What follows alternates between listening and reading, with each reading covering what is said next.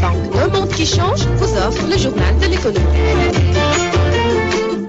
Bonjour et bienvenue. Nous parlons de la mesure de baisse du prix de la baguette de pain annoncée par l'État du Sénégal.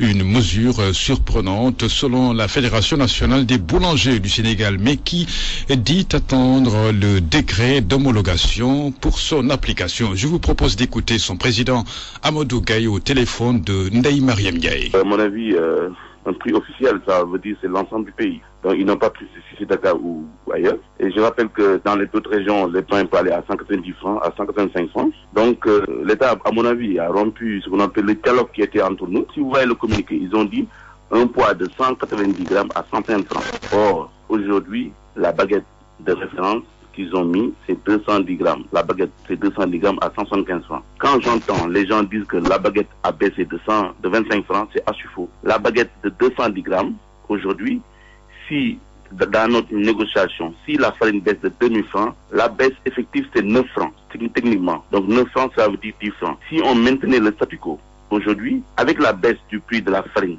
de 2000 francs, la baisse aujourd'hui du prix de pain, c'est 10 francs au lieu de 25 francs. L'actualité économique, c'est aussi le tourisme avec cette réunion technique interministérielle tenue ce jeudi 15 mai pour faire le point des différentes recommandations issues de la rencontre du 14 février dernier sur le plan stratégique de développement du tourisme. Voici le ministre du Tourisme, Omar Gueye, que je vous propose d'écouter. Une ville sale ne peut pas être une ville touristique.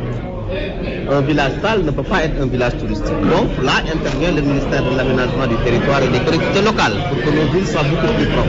Vous savez, aujourd'hui, avec le développement des technologies de l'information et de la communication, les touristes ont aussi besoin d'avoir Internet un peu partout, avoir aussi le téléphone. Donc, ils ne pouvaient plus face. Et il y a des zones aujourd'hui qui ont des difficultés à être connectées dans le réseau. Et là intervient le ministère de la Communication et de l'économie numérique. Également les problèmes liés à l'eau.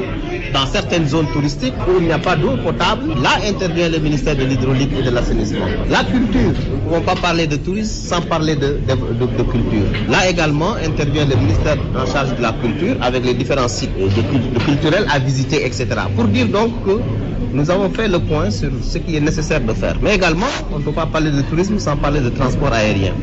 Nous avons fait le point sur l'avancement des dossiers en ce qui concerne le transport aérien, les différents aérodromes au niveau régional, l'aéroport international Blaise Diagne dans sa mise en œuvre, etc. Donc nous avons parcouru l'ensemble des questions liées au développement du tourisme et Madame le Premier ministre a fait le point et a donné des indications claires. La prochaine rencontre est prévue dans 3 mois pour faire le point sur l'état d'avancement des dossiers.